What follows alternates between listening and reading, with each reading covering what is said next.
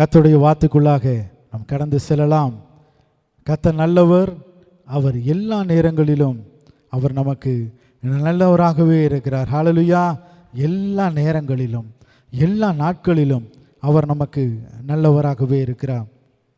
இந்த உலகத்தில் அநேக பாதுகாப்பு அமைப்புகள் இருக்கிறது. அதாவது காவல்துறை அல்லது இராணுவத்துறை, அடுத்து ஸ்பெஷல் பாதுகாப்பு அப்படின்னு சொல்லிட்டு முக்கியமான விஐபிகளுக்கு இசட் பிரிவு பாதுகாப்பு, இந்த மாதிரி எல்லா பாதுகாப்பும் இந்த உலகத்தில் இருக்குது. அவருடைய கரங்களிலே பார்த்தீங்களா மிஷின் கன்கள், துப்பாக்கிகள் இதெல்லாம் வைத்திருப்பார்கள். அந்த ஆயுதங்களை வைத்து தாங்கள் அந்த முக்கியமான நபரை அவர்கள் என்ன செய்வார்களாம்? பாதுகாத்து கொண்டே இருப்பார்களாம். நம் எல்லாருக்கும் ஆண்டவராகிய இயேசு கிறிஸ்துவை ஏற்றுக்கொண்ட நம் அனைவருக்கும் ஒரு பாதுகாப்பு இருக்குது. அது யார் கொடுக்குற பாதுகாப்பு அப்படின்னா தேவன் தருகிற பாதுகாப்பு. ஹல்லேலூயா. தேவன் தருகிற பாதுகாப்பு. அதற்கு நேரம் இல்லை, முடிவில்லை. அநேக மருத்துவமனையிலெல்லாம் நீங்கள் பார்த்தீங்கன்னா 24x7 போட்டிருப்பாங்க. 24x7 அப்படின்னா ஒரு நாளைக்கு 24 மணி நேரம் இருக்குது. எல்லா நாட்களும் அந்த மருத்துவமனை இயங்கும். அதே போல் எல்லா நாட்களும் எல்லா நிமிடமும் எல்லா நேரமும் ஆண்டவர் நமக்கு என்ன செய்து கொண்டிருக்கிறார்? அவருடைய பாதுகாப்பை நமக்கு கொடுத்து கொண்டிருக்கிறார். ஹல்லேலூயா. அதனால் நாம் பயப்பட தேவையில்லை. ஆதாரமாக நம்ம ஒரு வசனத்தை வாசிக்கலாம். எபிரேயர் 13:6 வாசிக்கலாம். அதனாலே நாம் தைரியம் கொண்டு கர்த்தர் எனக்கு சகாயர், நான் பயப்படேன், மனுஷன் எனக்கு என்ன செய்வான் என்று சொல்லலாமே. யார் நமக்கு சகாயராக இருக்கிறார்? தேவனே நமக்கு சகாயராக இருக்கிறார். சகாயர்னா யாரு? நமக்கு உதவி செய்கிற தேவன். கர்த்தரே நமக்கு சகாயராக இருக்கிறார். ஆகவே நாம் பயப்பட தேவையில்லை. இந்த உலகத்தில் இருக்கிற மனிதர்கள் நமக்கு எதிராக வந்தாலும் நம்மை ஒன்றும் செய்ய முடியாது. அவருடைய சூழ்ச்சிகள், அவர்களுடைய தந்திரங்கள் நம்மை ஒன்றும் சேதப்படுத்த முடியாது. காரணம் என்ன? ஆண்டவரே நம்மோடு கூட பாதுகாப்பாக, துணையாக, அவரே நமக்கு சகாயராக இருக்கிறார். அதற்கு முந்தியுள்ள வசனம் பாருங்க. நான் உன்னை விட்டு விலகுவதும் இல்லை, உன்னை கைவிடுவதும் இல்லை என்று அவர் சொல்லி இருக்கிறாரே. நான் உன்னை விட்டு விலகுவதும் இல்லை, உன்னை கைவிடுவதும் இல்லை என்று யார் சொல்லியிருக்கிறார்? நம்மளை உண்டாக்கின தேவன் சொல்லியிருக்கிறார். நான் உன்னை விட்டு விலகவும் மாட்டேன், அடுத்தது உன்னை கைவிடவும் மாட்டேன் அப்படின்னு ஆண்டவர் சொல்லியிருக்கிறார். 2 தீமோத்தேயு 1:7 இப்படியாக சொல்லுகிறது. தேவன் நமக்கு பயமுள்ள ஆவியை கொடாமல் பலமும் அன்பும் தெளிந்த புத்தியுள்ள ஆவியை கொடுத்திருக்கிறார். ஹல்லேலூயா. ஆண்டவர் நமக்கு எப்பேற்பட்ட ஆவியை கொடுத்திருக்கிறாரா? பயமுள்ள ஆவியை நமக்கு கொடுக்காம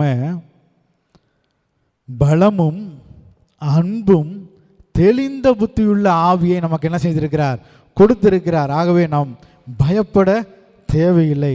ஏசாயா 41:10 இப்படியாக சொல்லுகிறது பாருங்க. பழைய ஏற்பாட்டிலே 846 பக்கத்தில், நீ பயப்படாதே, நான் உன்னுடனே இருக்கிறேன், திகையாதே, நான் உன் தேவன், நான் உன்னை பலப்படுத்தி உனக்கு சகாயம் பண்ணுவேன், என் நீதியின் வலதுகரத்தினால் உன்னை தாங்குவேன்.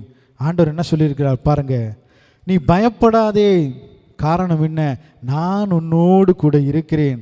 நீ திகையாதே, நான் உன் தேவன், நான் உன்னை பலப்படுத்தி உனக்கு சகாயம் பண்ணுவேன். அது மாத்திரமல்ல, என்னுடைய நீதியின் கரத்தினாலே என்ன செய்வேன்? உன்னை தாங்குவேன். ஹல்லேலூயா. நம்ம ஒவ்வொருவரையும் தேவன் எப்படி தாங்கி கொண்டிருக்கிறாராம்? அவருடைய நீதியின் வலது கரத்திலே நம்மை தாங்கி கொண்டு இருக்கிறாராம். ஹல்லேலூயா. நம்ம ஒரு கரத்தில், நம்முடைய கரத்தில் வைத்திருக்கிற பொருளை யாரும் அவ்வளோ சீக்கிரமாக என்ன செய்திட முடியாது? எடுத்துகிட்டு போயிட முடியாது. நம்மளை மேற்கொண்டு நம்மை ஜெயிச்சு தான் அந்த பொருளை என்ன செய்ய முடியும்? எடுக்க முடியும். அதே போல தான் ஆண்டவர் சொல்கிறாரு, என்னுடைய நீதியின் வலது கரத்தினாலே உன்னை தாங்கி கொண்டிருக்கிறேன் அப்படின்னு சொல்கிறாரு. அதனால் நாம் பயப்பட தேவையில்லை. தேவன் நம்மை ஒவ்வொரு நாளும் எல்லா நேரங்களிலும் அவர் நம்மை பாதுகாத்து கொண்டிருக்கிறார். மோசே என்கிற கர்த்தருடைய தாசன் எகிப்திலிருந்து இஸ்ரவேல் ஜனங்களை வனாந்தரம் வழியாக நடத்தி வருகிற பொழுது இஸ்ரவேலுடைய எல்லா ஜனக்கூட்டமும் வந்து நிற்கிறது செங்கடலுக்கு முன்பதாக. இந்த இஸ்ரவேல் ஜனங்களை பின்தொடர்ந்து பார்வோனுடைய பலம் வாய்ந்த வேகமான ரதங்கள் இந்த இஸ்ரவேல் ஜனங்களை பின்தொடர்ந்து அவர்களை அழிக்கவும் திரும்ப எகிப்துக்கு அடிமைகளாக கூட்டி செல்லவும் விரைந்து வருகிற பொழுது ஜனங்கள் எல்லாம் மோசேயின் இடத்துல பயமடைந்து முறையிடுகிற பொழுது மோசேயை பார்த்து தேவன் சொல்லுகிறார், நீ பயப்பட தேவையில்லை, உன் கரத்தில் இருக்கிற கோலை மாத்திரம் அந்த செங்கடலுக்கு நேராக நீட்டு என்று சொன்ன பொழுது இதுவரை உலகத்தில் நடந்திராத அதிசயம், செங்கடல் இரண்டாக பிளந்தது. அத்தனை ஜனங்களும் வெட்டாந்தரை வழியாக என்ன செய்தார்கள், அந்த செங்கடலை கடந்து சென்றார்கள். அது மாத்திரமல்ல, இவர்களை அழிக்க பின்தொடர்ந்து வந்த அத்தனை சத்துருக்களும் அந்த செங்கடலிலே மூழ்கி போனார்கள். மோசே தேவனிடத்தில், ஆண்டவரே நீர் எங்களோடு கூட வாரும், அப்பொழுது நான் கடந்து செல்வேன் என்று சொன்ன பொழுது யாத்திரா 33:14 தேவன் சொல்லுகிறார், என் சமூகம் உனக்கு முன்பாக செல்லும். அல்லேலூயா. நம்முடைய வாழ்க்கையில் ஒவ்வொரு நாளும் எதிர்கொண்டிருக்கிற அந்த பிரச்சனைகளை மேற்கொள்ள நாம் பயந்து கொண்டு இருக்கிற பொழுது ஆண்டவர் சொல்கிறாரு, என்னுடைய சமூகம் உனக்கு முன்பதாக செல்லும். அநேகர் நாம் எல்லாரும் நம்முடைய வாகனத்தில் எல்லாம் எழுதியிருப்போம், என்னென்னா கர்த்தருடைய சமூகம் எனக்கு முன்பாக செல்லும். காரணம் என்ன? அவருடைய சமூகம் நமக்கு முன்பதாக வருகிற பொழுது எல்லா தடைகளும் அது என்னமாகுமா, தகர்த்தெறியப்படுகிறதா இருக்கும். தடைகளெல்லாம் தகர்த்தெறியப்படும், அடைக்கப்பட்ட வாசல்கள் எல்லாம் அது திறக்கப்பட்டதா இருக்கும். மோசேயும் இஸ்ரவேல் ஜனங்களோடு கூட கர்த்தருடைய சமூகம் அவர்களுக்கு முன்பதாக சென்றது. பார்வோன் பின்தொடர்ந்து வருகிற பொழுது கர்த்தருடைய தேவ தூதனானவர் என்ன செய்தாராம், இஸ்ரவேல் ஜனங்கள் பகலிலே நடந்து வருகிற பொழுது அந்த வெயிலினுடைய தாக்கம், அந்த வெயிலினுடைய உஷ்ணமானது ஜனங்களை சேதப்படுத்தாதபடிக்கு தேவன் எப்படி அவர்களுக்கு பாதுகாப்பை கொடுத்தாராம், மேகஸ்தம்பமாய் அவர்களை பகல் முழுவதும் மறைத்து பாதுகாத்து கொண்டாராம். நம்ம இன்றைய காலத்தில் வெப்பம் அதிகமாக இருக்கிற இந்த கோடை காலத்தில் எத்தனை பேர் நம்ம 12 மணிலேருந்து 3 மணி வரைக்கும் நான் ஜாலியாக வாக்கிங் போவேன், எனக்கு வெயிலே ஒன்றும் பண்ணல அப்படின்னு ஏதாவது நம்ம சொல்ல முடியுமா? சொல்லவே முடியாது. காரணம் என்னென்னா, வெயில் இவ்வளோ பயங்கரமாக இருக்குமா அப்படிங்கிறது இந்த நாட்களில் நாம் என்ன செஞ்சிட்டோம், வெயில்னா என்ன அப்படிங்கிறத நம்ம தெரிஞ்சிட்டோம். இப்போ இஸ்ரவேல் ஜனங்கள் வனாந்தர வழியாக வருகிற பொழுது மிக கடுமையான அந்த வெயில் வெப்பம் அவர்களை சேதப்படுத்தாதபடிக்கு தேவன் என்ன செய்தாராம், மேகஸ்தம்பமாக இருந்து அவர்களை பாதுகாத்து கொண்டாராம். அது மாத்திரமல்ல, அவர்கள் இரவில் வருகிற பொழுது அங்கே அக்னி ஸ்தம்பமாய் இருந்து ஜனங்கள் நடந்து செல்லத்தக்கதாக வெளிச்சமாய் அவர் மாறி போனாராம். அது மாத்திரமல்ல, பார்வோனுடைய சேனை இஸ்ரவேல் ஜனங்களை தொடாதபடிக்கும் அவர் அக்னி ஸ்தம்பமாய் இருந்து இந்த பக்கம் இஸ்ரவேல் ஜனங்களுக்கு வெளிச்சமாகவும் அந்த பக்கம் எதிரிகளுக்கு காரிருளாகவும் காணப்பட்டு இப்படியாக கர்த்தருடைய தூதனானவர் இஸ்ரவேல் ஜனங்களை பாதுகாத்தார். அல்லேலூயா. மோசேயோடு கூட இருந்த மோசேயினுடைய ஊழியக்காரன் யோசுவா, மோசே 120 ஆண்டுகள் இந்த பூமியிலே பலனோடு சத்துவத்தோடு வாழ்ந்து மரித்த பின்பதாக இந்த யோசுவா இஸ்ரவேல் ஜனங்களை வழிநடத்த கானான் தேசத்தை பங்கிடுவதற்காக அந்த தலைமை பிறப்பை ஏற்க வருகிற பொழுது அநேக ஜனங்கள் இந்த யோசுவாவை தலைவனாக ஏற்றுக்கொள்ள மறுக்கிறார்கள். காரணம் என்ன? மோசே எகிப்திலே ராஜாவாக இருந்தான், பார்வோனுடைய அரண்மனையிலே வளர்க்கப்பட்டவன். அவன் இளவரசனாக இந்த இஸ்ரவேல் ஜனங்கள் எபிரேய ஜனங்கள் பார்த்தார்கள். உடனே மோசே சொன்ன உடனே என்ன செய்தார்கள்? செவிசாய்த்தார்கள். ஆனால் இந்த யோசுவா எபிரேய ஜனங்களோடவே வாழ்ந்தான், அடிமைகளாக வாழ்ந்தான். மோசேவுக்கு உதவி ஊழியக்காரனாக அவன் இருந்தான். மோசே மரித்த பின்பதாக இந்த யோசுவா ஜனங்களை வழிநடத்த வருகிற பொழுது அத்தனை ஜனங்களும் யோசுவாவுடைய சத்தத்திற்கு செவி கொடுக்கவில்லை, முறுமுறுக்கிறார்கள், எல்லாம் கல்லெறிந்து கொள்ளத்தக்கதாக அவ்வளவு எதிரிகளாக எழும்புகிற பொழுது யோசுவா பயந்து நடுங்கி செய்வதறியாது இருக்கிற பொழுது யோசுவாவுக்கு நேராக கர்த்தருடைய வார்த்தை வருகிறது. என்ன? யோசுவா 1:5 நீ உயிரோடு இருக்கும் நாளெல்லாம் ஒருவனும் உனக்கு முன்பாக எதிர்த்து நிற்பதில்லை. நான் மோசேயோடு இருந்தது போல உன்னோடும் இருப்பேன். நான் உன்னை விட்டு விலகுவதும் இல்லை, உன்னை கைவிடுவதும் இல்லை என்கிற அந்த அற்புதமான வாக்குத்தத்தம் யோசுவாவுக்கு நேராக தேவன் கொடுக்கிறார். என்ன வாக்குத்தத்தம்? நீ உயிரோடு இருக்கும் நாளெல்லாம், நீ ஜீவனோடு இருக்கிற நாளெல்லாம் ஒருவனும் உனக்கு முன்பாக எதிர்த்து நிற்பதில்லை. அப்படின்னா எதிரிகள் இருப்பார்கள்.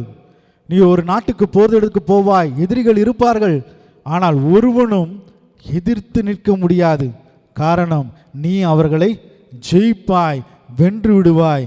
ஆகவே நீ பலம் கொண்டு திடமனதாயிரு. 6வது வசனம் பாருங்க. பலம் கொண்டு திடமனதாயிரு. இந்த ஜனத்தின் பிதாக்களுக்கு நான் கொடுப்பேன் என்று ஆணையிட்ட தேசத்தை நீ இவர்களுக்கு பங்கிடுவாய். நீ பயப்படாத, பலம் கொண்டு திடமனதாயிரு. இந்த ஜனத்தினுடைய பிதாக்களுக்கு, ஆபிரகாமுக்கு, ஈசாக்குக்கு நான் கொடுத்தேனே இந்த கானான் தேசத்தை உங்களுக்கு தருவேன் என்று நான் வாக்குறுத்தேனே, அந்த தேசத்தை யோசுவா நீ பங்கிடுவாய், நான் உன்னோடு கூட இருக்கிறேன் என்று கர்த்தர் யோசுவாவுக்கு சொல்லுகிறார். ஜனங்கள் யோசுவாவுக்கு விரோதமாய் வருகிற பொழுது யோசுவாவை தேவன் தம்முடைய வார்த்தைகளினாலே அவனை திடப்படுத்தி அவனை பாதுகாத்து கொண்டார். அது மாத்திரமல்ல, அத்தனை ஜனங்களும் யோசுவாவை தலைவனாக ஏற்றுக்கொள்ளத்தக்கதாக யோசுவா மூலமாக ஒரு அற்புதத்தை தேவன் செய்தார். என்ன? யோசுவா சொல்லுகிறான், எல்லா அதிகாரிகளுக்கும் கட்டளையிட்டு பாளையத்திற்குள்ளாக நெடுக சென்று உங்களை பரிசுத்தமாக்கி கொள்ளுங்கள். இன்னும் 3 நாட்களிலே நாம் என்ன செய்ய போகிறோம்? இந்த கரை புரண்டு ஓடுகிற யோர்தானை நாம் கடந்து செல்ல போகிறோம் என்று சொன்ன பொழுது உடன்படிக்கை தூக்கி கொண்டு ஆசாரியர்கள் அந்த யோர்தானுடைய நதியினுடைய அந்த தண்ணீரின் ஓரத்திலே ஆசாருடைய கால்கள் பட்ட உடனே கரை புரண்டு ஓடுகிற இந்த யோர்தான் என்ன செய்ததாம்?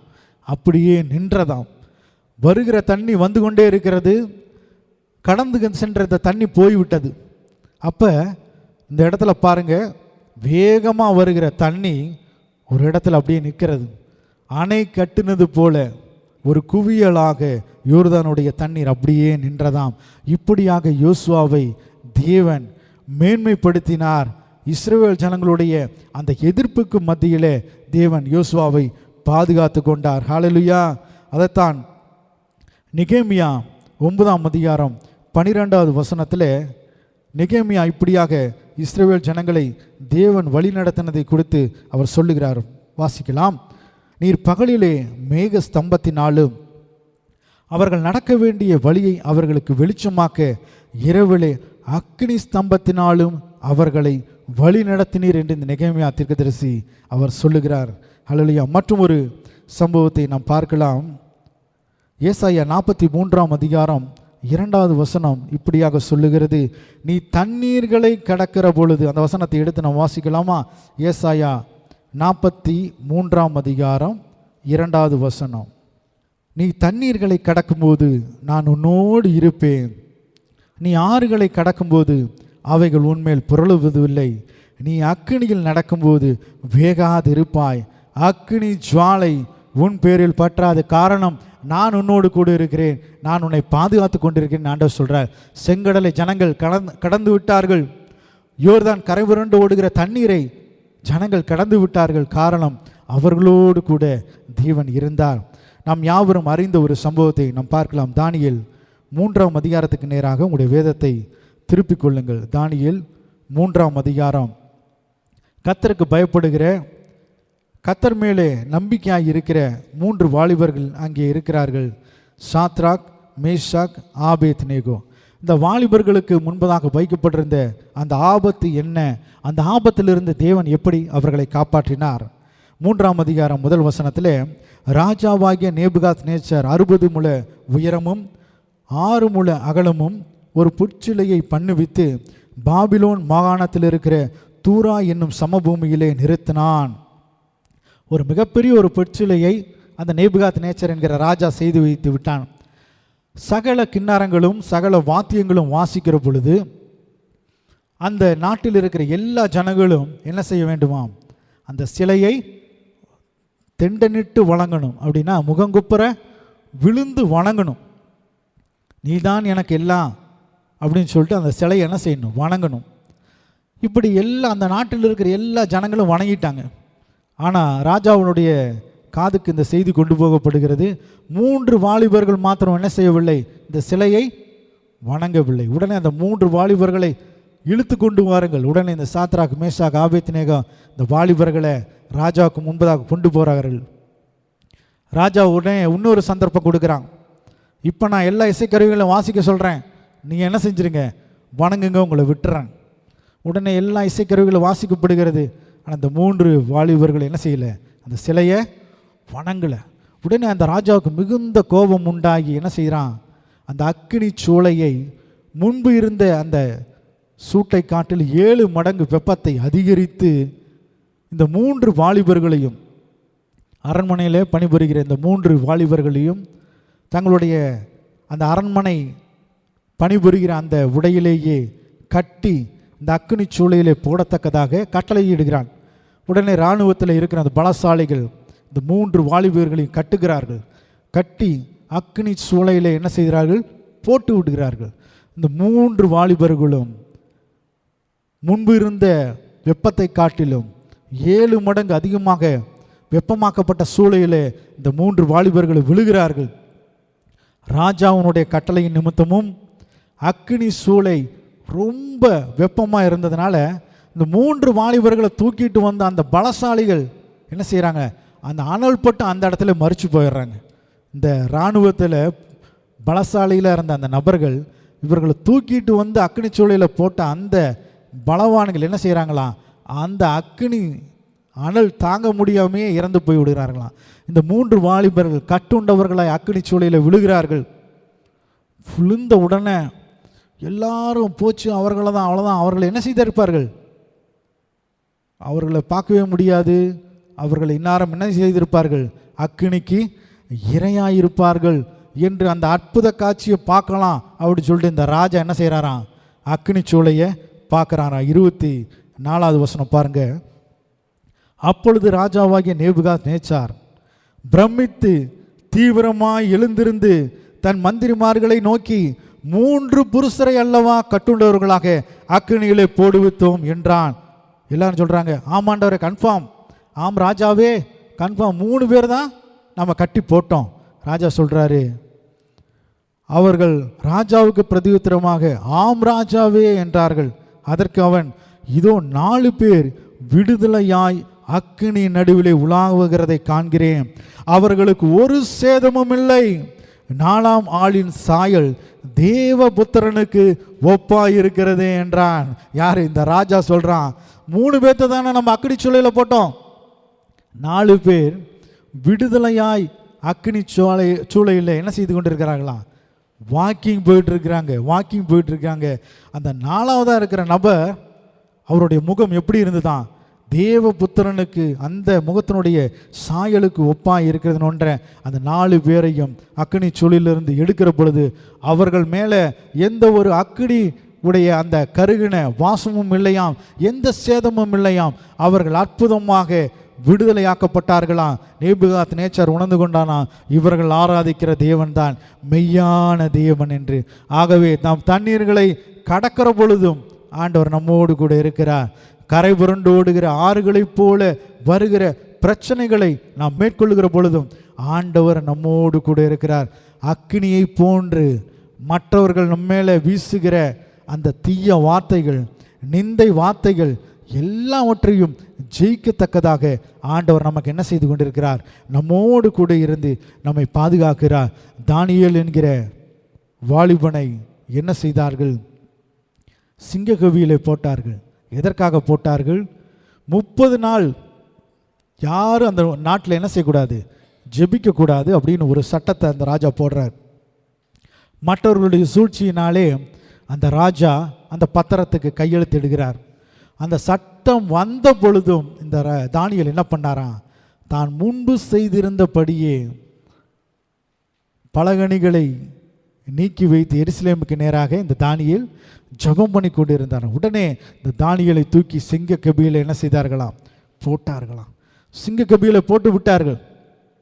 அடுத்த நாள் காலையில் ராஜா துயர சத்தமாக, ரட்சிக்கப்படாத தேவனை அறியாத இந்த ராஜா தானியேலை பார்த்து அந்த சிங்க கபியில் கிட்ட போய், தானியேலே, நீ இடைவிடாமல் ஆராதிக்கிற உன் தேவன் உன்னை தப்புவிக்க வல்லவராய் இருந்தாரா?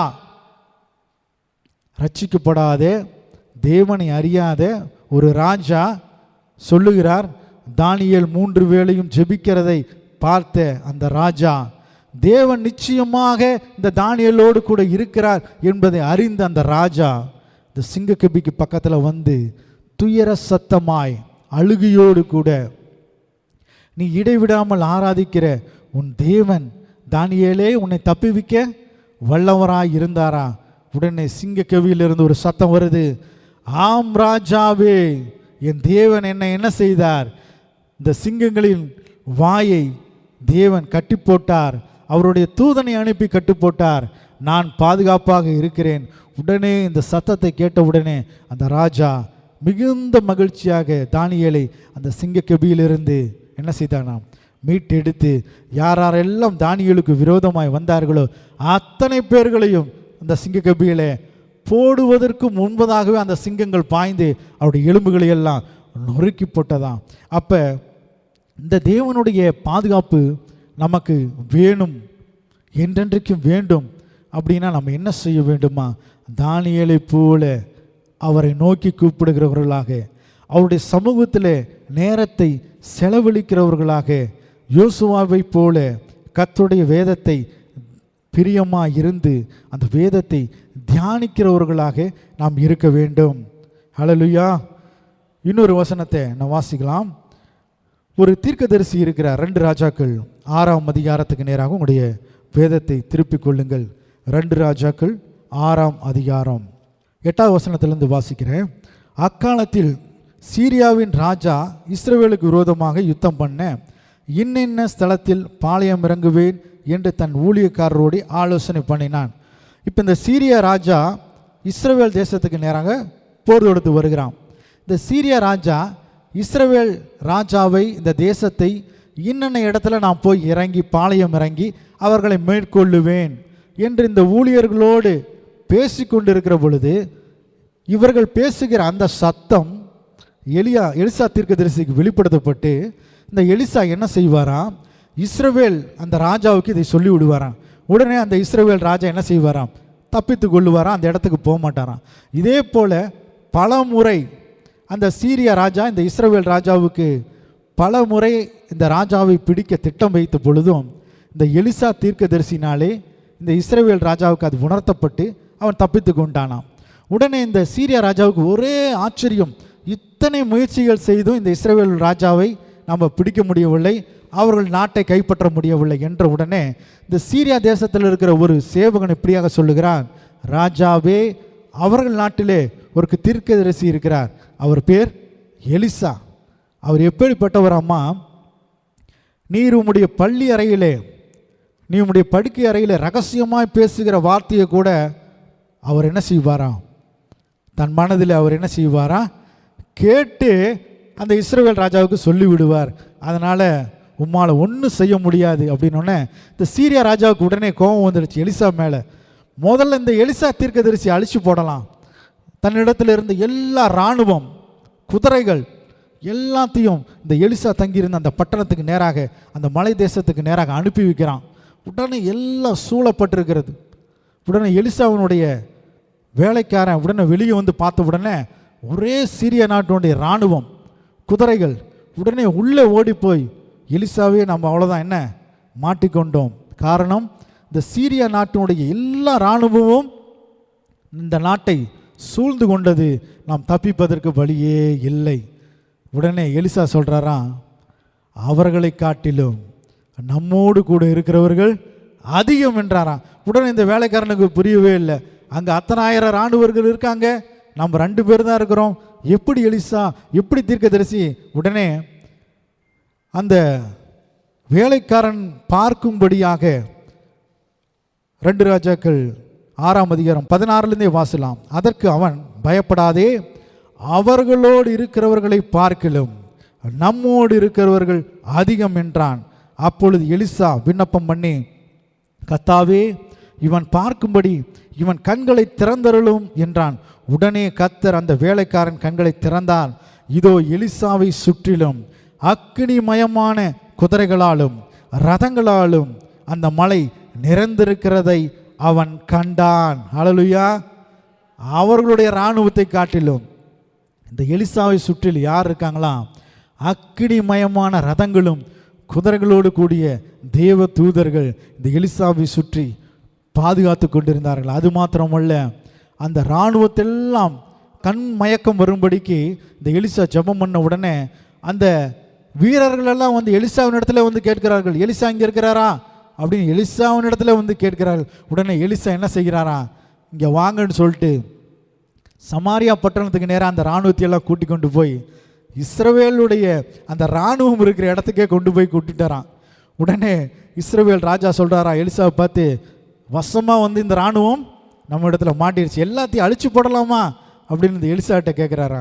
ஆனால் இந்த எலிசா என்ன சொல்கிறாரா, அவர்களுக்கு விருந்து உண்டு பண்ணி அவர்களை அமுச்சு விடு, அவர்களுக்கு எதிரிகளுக்கு விருந்து உண்டு பண்ணி அவர்களை அமுச்சு விடுனாங்களாம்.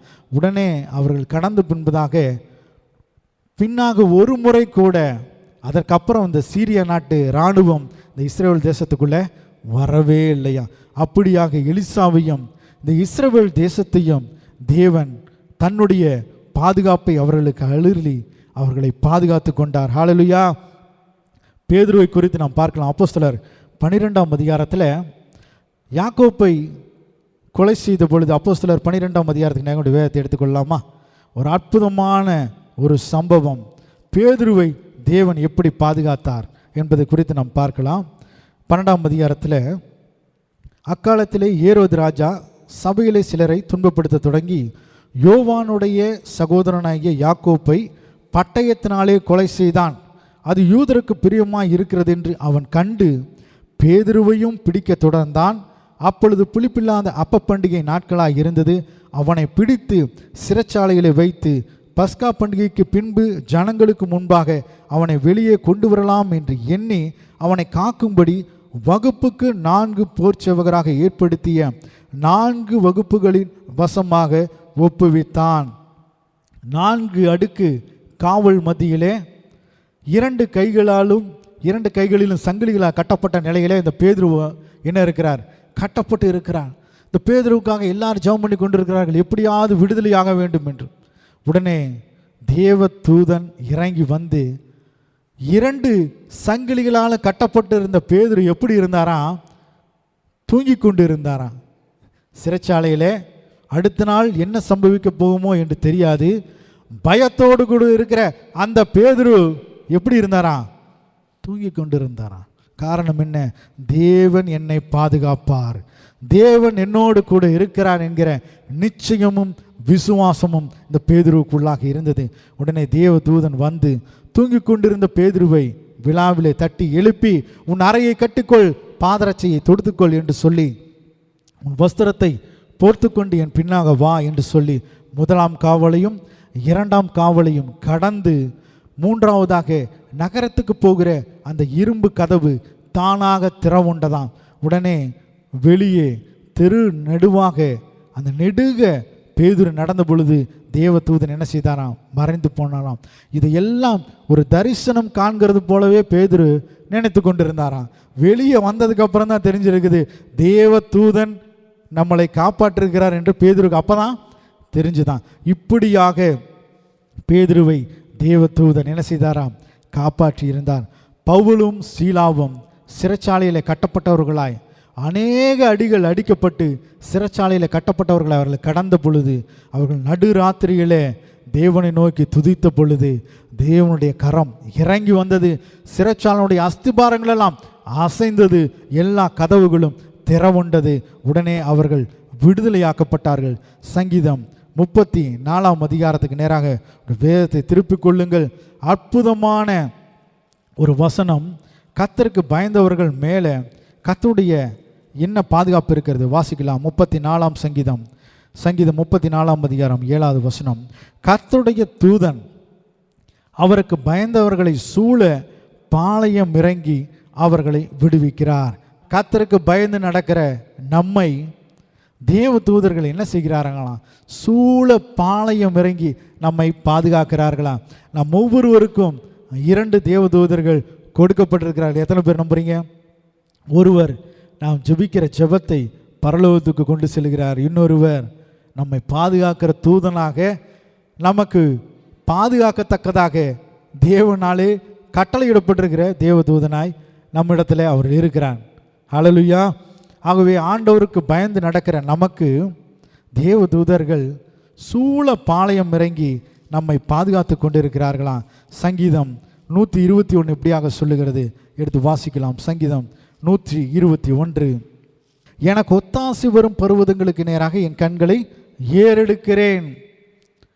எனக்கு உதவி செய்கிற கண்மலைக்கு நேராக நான் கண்களை ஏறெடுக்கிறேன். வானத்தையும் பூமியும் உண்டாக்கின கர்த்தரிடத்திலிருந்து எனக்கு ஒத்தாசை வரும். யார் இடத்துலேருந்து ஒத்தாசை வரும்? நம்ம நண்பர்களிடத்துலேருந்து இல்லை, உறவுக்காரர்களிடந்து அல்ல. வானத்தையும் பூமியும் உண்டாக்கின கர்த்தரிடத்திலிருந்து நமக்கு ஒத்தாசை வரும், உதவி வரும். உன் காலை தள்ளாட ஒட்டார், உன்னை காக்கிறவர் உறங்கார். இதோ இஸ்ரவேலை காக்கிறவர் உறங்குறதும் இல்லை தூங்குறதும் இல்லை. கர்த்தர் உன்னை காக்கிறவர், கர்த்தர் உன் வலது பக்கத்திலே உனக்கு நிழலாய் இருக்கிறாராம். நம்முடைய வலது பக்கத்தில் தேவன் எப்படி இருக்கிறாராம்?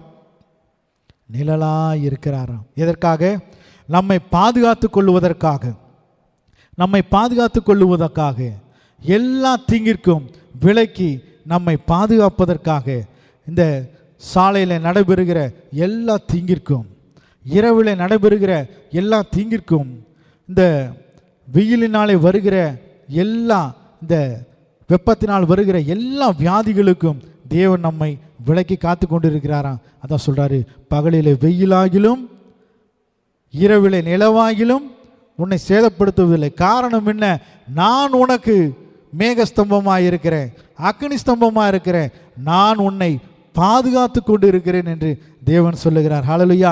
சங்கீதம் 91 பாருங்க, வாதை உன் கூடாரத்தை அணுகாது. சங்கீதம் 91:10 இப்படியா சொல்லுகிறது, வாதை உன் கூடாரத்தை அணுகாது, பொல்லாப்பு உனக்கு நேரிடாது. கூடாரம்னா என்ன? வீடு.